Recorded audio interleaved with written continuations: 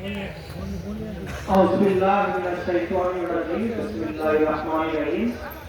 আজকের এই অনুষ্ঠানের সম্মানিত সভাপতি কালিয়াকৈর উপজেলা বিএনপির সহসভাপতি জনাব জলিল মণ্ডল সহ আরো উপস্থিত আছেন কালিয়াকৈর উপজেলার পৌর সিনিয়র নেতৃবৃন্দ, যুব দলের সিনিয়র নেতৃবৃন্দ, স্বেচ্ছাসেবক দলের নেতৃবৃন্দ, ছাত্র দলের নেতৃবৃন্দ সহ আমার সবচেয়ে প্রিয় যারা আলেম ভাই যারা আছেন তাদের সকলকে আমি সালাম জানাচ্ছি।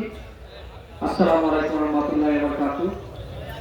আজকে আমার মার পঞ্চম মৃত্যুবার্ষিকী এবং এই মৃত্যুবার্ষিকীতে আমার মূল উদ্দেশ্য ছিল আল্লাহ যেন ওনার যদি কোনো ভুল ত্রুটি হয়ে থাকে আল্লাহ যেন ওনাকে মাফ করে দেন, আপনারা ওনার জন্য দোয়া করবেন। আমার মা আমার অত্যন্ত প্রিয় একজন মানুষ ছিলেন। উনি যতদিন বেঁচে ছিলেন চেষ্টা করেছেন আমাদের শিক্ষিত করার জন্য। আমাদের খালি নর্মাল শিক্ষা দিতে উনি চাননি, উনি আমাদের ইসলামের শিক্ষাও দিয়েছেন। উনি চেষ্টা করেছেন আমরা যেন সবসময় 5 ওয়াক্ত নামাজ পড়ি, আমরা যেন আল্লাহর কথা সবসময় মনে রাখি, আল্লাহকে যেন ভয় পাই, এই শিক্ষা উনি আমাদের মধ্যে দিয়েছেন।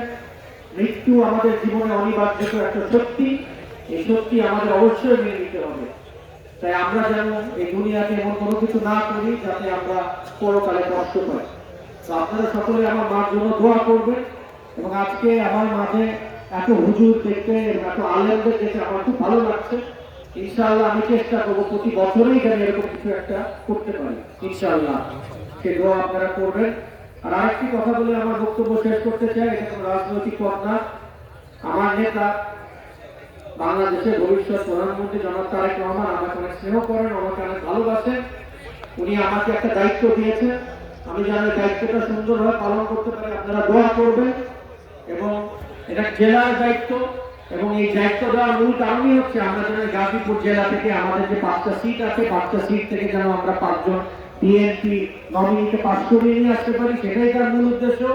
এবং আমি আরেকটা কথা বলবো, যদি আমার নেতা বাংলাদেশের ভবিষ্যৎ প্রধানমন্ত্রী জনাব তারেক রহমান যদি আমার উপর আস্থা রাখতে পারেন, চৌধুরী তানভীর আহমেদ সিদ্দিকী সাহেব যদি আমার উপর আস্থা রাখতে পারেন, ইনশাআল্লাহ আপনারাও আমার প্রতি আস্থা রাখতে পারেন।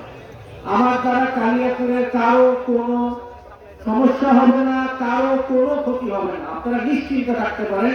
আপনারা আমাকে নিশ্চিন্তে বিশ্বাস করতে পারেন। আমার হাত দিয়ে কারো কালিয়াকৈরের কোনো নেতৃবৃন্দ, কোনো কর্মী যে গ্রুপেরই হোক না কেন, কারো কোনো ক্ষতি হবে না ইনশাআল্লাহ। আমি এটুকু বলতে পারি। আপনাদের সকলের কাছে আমি দোয়া চাই, সকলের কাছে সহযোগিতা চাই, যেন সবসময় সত্যের পথে থাকতে পারি, সবসময় যেন ঠিক কাজটা করতে পারি।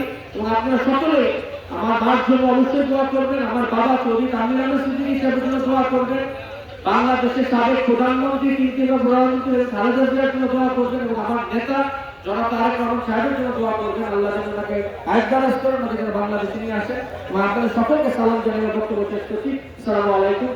বাংলাদেশ জিন্দাবাদ।